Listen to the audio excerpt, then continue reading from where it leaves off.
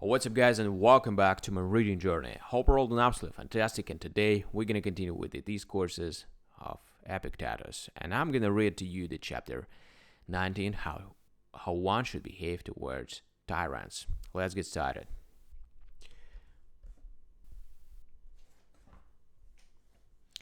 If a man possesses some advantage, or thinks he does, though he does not, he is bound, if he be unindicated, to be puffed up because of wit. The tyrant, for instance, says, I am the mightiest of all men. Well, and what you can give me, can you enable me to get what I will to get? How can you? Can you avoid what you will to avoid, independent of circumstances? Can you impulse free from error? How can you claim in such power? Tell me, on shipboard, do you put confidence in yourself or in the man who knows, and in the chariot, surely in him who knows? How is it in other arts? Exactly the same. What does your power come to then? All men pay me attention. Yes, and I pay attention to my pleasure and work it and polish it, and I fix up a peg for my oil flask. Does that mean that these are superior to me? No, but they do me some service, and for this reason I pay them attention. Again, do I not pay attention to my ass? Do I not wash his feet? Do I not carry him? Do you not know that every man pays regard to himself, and to you only as to his ass? For who pays regard to you as a man? For who pays regard to you as a man? Show me. Who wishes to become like you? Who regards you as one like Socrates to admire and follow? But I can behead you. Well said, I forgot. Of course, one ought to pay you worship as if you were fever or cholera, and raise an altar to you like the altar to fever in Rome. What is it then which disturbs and confounds the multitude? Is it the tyrant and his guards? Nay, God forbid. It is impossible for that which is free by nature to be disturbed or hindered by anything but by itself. It is a man's own judgments which disturb him. For when the tyrant says to a man, I will chain your leg, he that values his leg says, Nay, have mercy. But he that values his will says, if it seems more profitable to you, chain it. Do you pay no heed? No, I pay no heed. I will show you that I am master. How can you? Zeus gave me my freedom. Or do you think that he was likely to let his own son be enslaved? You are master of my dead body. Take it. Do you mean that when you approach me, you pay no respect to me? No, I only pay respect to myself. If you wish me to say that I pay respect to you too, I tell you that I do so but only as I pay respect to my water pot. This is not mere self-love, for it is natural to man, as to other creatures, to do everything for his own sake. For even the sun does everything for its own sake, and in a word, so does Zeus himself.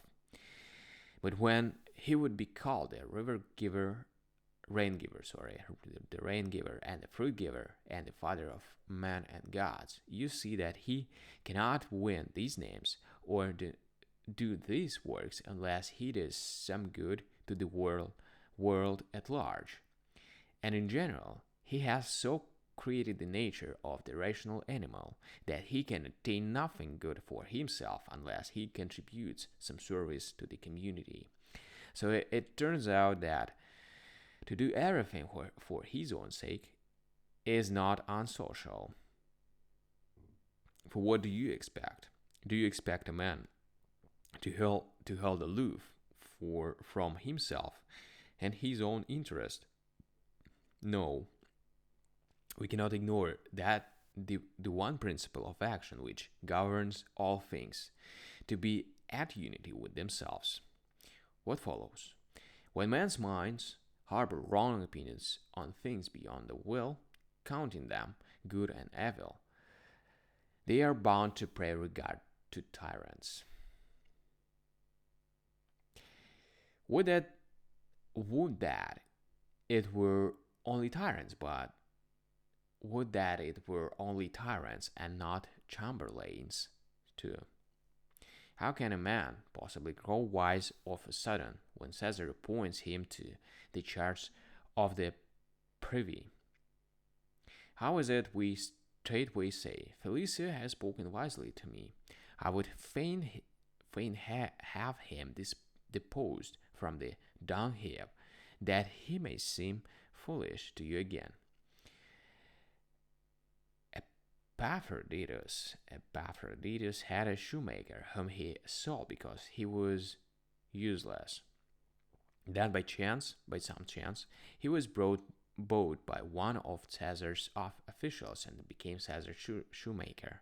If he could have seen how Epaphroditus honored him, how is my good Felicia, I pray you, then if someone asked us, what is your master doing? The answer was, he is consulting Felicia about something. What had he not sold him for? Useless? Who has suddenly made a wise man of him? This is what comes of honoring anything outside one's will, and has been honored with the he has been honored by the tribuneship. All who meet him congratulate him. One kisses his eyes, another his neck. His slaves kiss his hands. He comes into his house and finds lamps being lighted. He goes up to the Capitol and offers sacrifice. Who I ask you ever offered sacrifice in gratitude for right direction of the will or for impulse in accordance with nature? For we give thanks to the gods for what we think are good. Today, one spoke to me about the priesthood of Augustus. I told him, fellow, leave the thing alone. You'll spend a great deal on nothing. Well, but those who draw up contracts will record my name. Can you be there when men read it and say to them, that is my name?